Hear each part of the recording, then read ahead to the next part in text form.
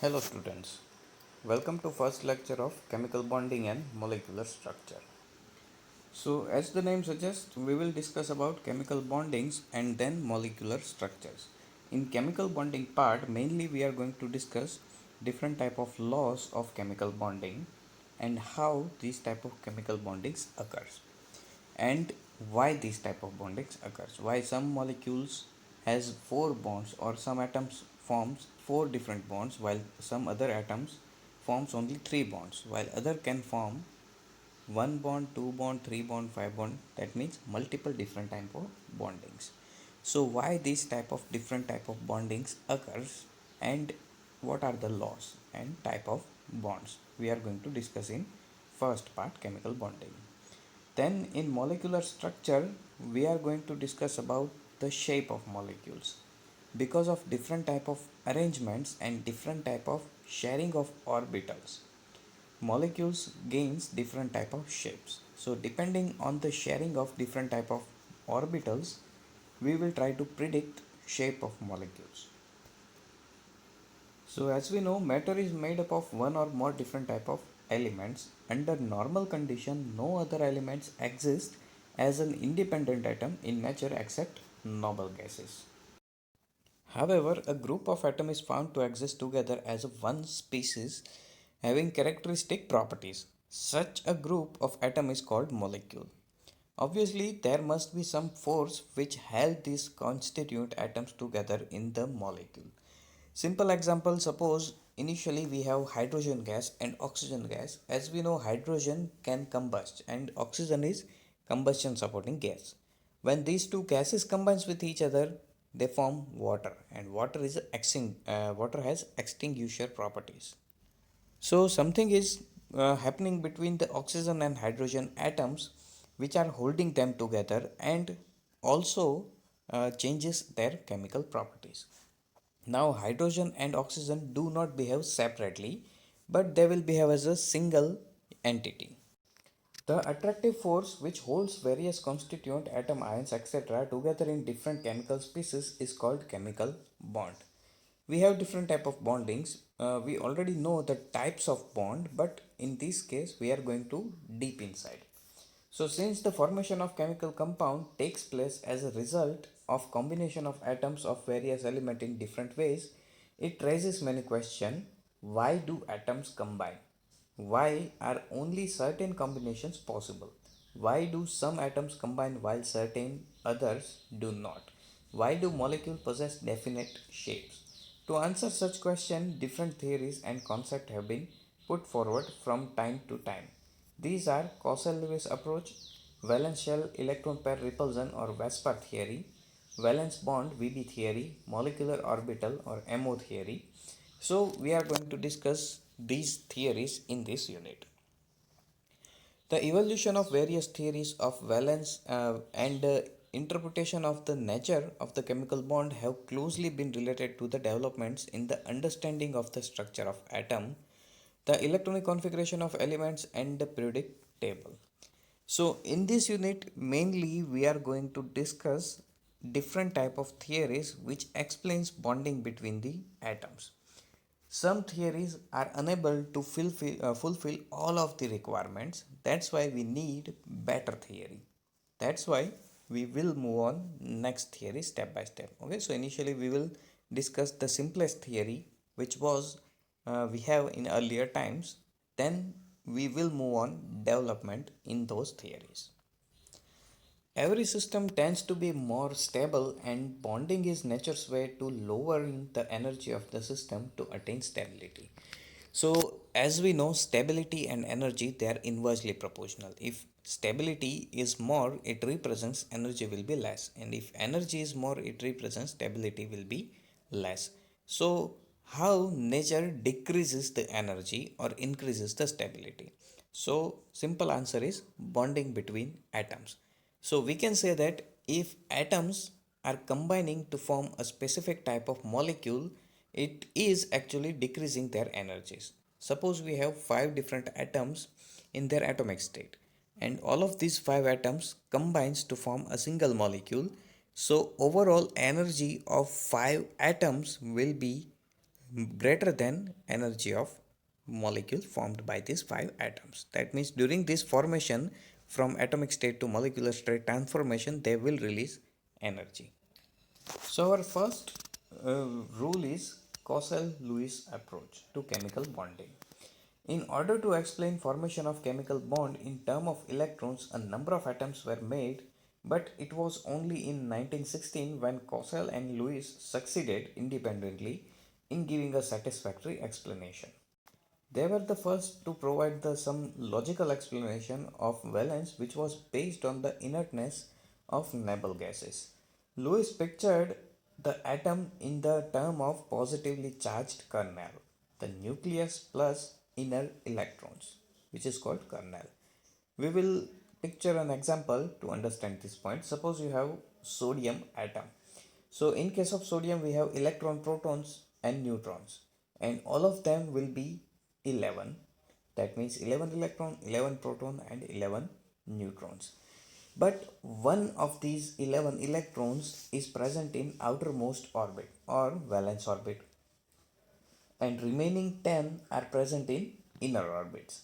So 10 electrons and nucleus of sodium is called kernel, and then we have single valence electron. Okay, so we can divide sodium atom in two different parts: positively charged kernel having 10 electrons, 11 protons, 11 neutrons and one valence electron. So kernel and the outer shell that could accommodate a maximum of 8 electrons. He further assumed that these 8 electrons occupies the corner of cube which surrounded the kernel. Now note that it is mentioned here maximum of 8 electrons. So you may ask why 8 electrons. So it is because of, if you observe electronic configuration of atoms, then you will notice outermost orbital of each noble gases contains 8 electrons, and that means they have fully filled s orbitals and p orbitals and they are stable. So this is the reason why atoms can occupy maximum up to 8 electrons in their valence shell. If we add more than 8 electron, then we have to jump in next orbital and previous 8 electrons will be added in inner orbital section. So understand it this way. Suppose we have atom neon and we know that it is noble gas and it is stable. So as we can see, we have total 8 electrons in its outermost orbit. Now if you trying to add one more electron, then you have to use new orbital. That means suppose if we move from neon to sodium, that means you have to use one more electron and next electron will be added in 3s1 orbital because all the previous orbitals are fully filled. So when we add one more electron in 3s orbital, now our outermost orbit is number 3. And now initially in case of neon, outermost orbit was 2s2p, now it is inner orbital. Okay, so that means you can add maximum 8 electrons in outermost orbit, and if you try to add more than that, then you have to use new orbitals which results in new valence orbital, and previous valence orbital will be inner orbital. So now as mentioned, all of these 8 electrons, maximum up to 8 electrons, will occupy corner of cube around the kernel. So thus the single outer shell electron of sodium would occupy one corner of the cube, while in the case of noble gas all the 8 corners would be occupied. This octet of electron represents the particularly stable electronic arrangement. Suppose we have a cube like this, and as for example we have noble gas neon. So as we know, in case of noble gas, as mentioned earlier, electronic configuration will be 1s2, 2s2, 2p, 6, total of 10 electrons. So inside we have kernel which contains only 2 electron and nucleus of neon. In case of neon we have 10 protons, 10 neutrons and 10 electrons. So out of 10 electrons, 8 are present in outermost orbital. That means they are valence electrons. And remaining 2 electrons and bunch of 10 neutrons, 10 protons will be called kernel. So inside the kernel we have 10 protons, 10 neutrons and 10 electrons. 2 electrons. And all of these 8 corners will be occupied by 8 different valence electrons. Now if you move to next element, which is sodium, then up to 2p6 all of these will be as behave as inner orbital, and now our new valence orbital will be third orbital. So in the nucleus of sodium we have 11 protons and 11 neutrons, and inside of kernel you will get total 10 electrons, and as a valence electron we have only one electron. So that means in case of sodium you will get a kernel having 11 protons, 11 neutrons and 10 electrons here, and only one electron is present at the corner of cube. Lewis postulated that atoms achieve the stable octet when they are linked by the chemical bonds. In the case of sodium and chlorine, it can be happened by the transfer of electron from the sodium to chlorine, thereby giving the Na plus and Cl minus ions. In the case of other molecules like Cl2, H2, F2, etc., the bond is formed by the sharing of pair of electrons between the atoms. In the process, each atom attains stable outer octet of electrons. So let us use example of sodium and chlorine. So as we can see, in case of sodium, in outermost orbital we have only one electron. In case of chlorine, in outermost orbital we have total 7 electrons. So that means sodium is short by total 7 electrons, while chlorine is short by only 1 electron. So fulfill each other's requirement, sodium will donate its electron to empty orbital in 3p.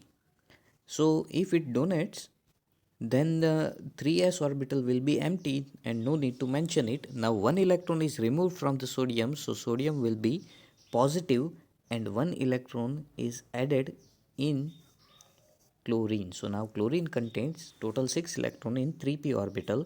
That means total 8 electrons in valence orbital. And because of addition of one electron, it will become negative. Okay, so now we can see that in case of sodium we have 8 electrons in outermost orbital, and in case of chlorine we have 8 electrons as well.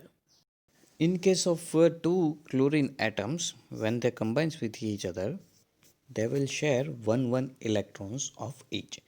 That means, as mentioned earlier, outermost orbital of chlorine contains 2 electrons in s orbital and 5 electrons in p orbital.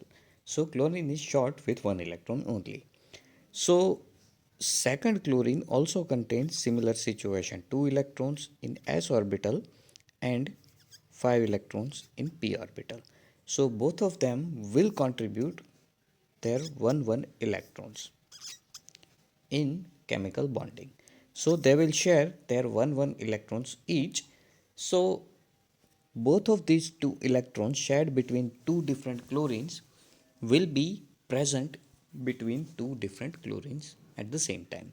So that means both can use these two electrons. So as you can see, first chlorine was short with 1 electron only. So now it has that 1 electron. And second chlorine was also short with 1 electron. So now it has 1 electron as well. So that means now they shared their 1 electron and their octets are complete. Now understand it like this. Suppose we have a chlorine and cubic shape of chlorine is mentioned here. So as mentioned earlier, all the valence electrons will occupy corner of the cube, and at the center you will have a kernel, positively charged kernel. So as we know, chlorine is 1 electron short, and the same type of second chlorine atom is also shot with one electron, both legs one electron. So what they are going to do, they will share their one electron with each other and they will try to fulfill their octet.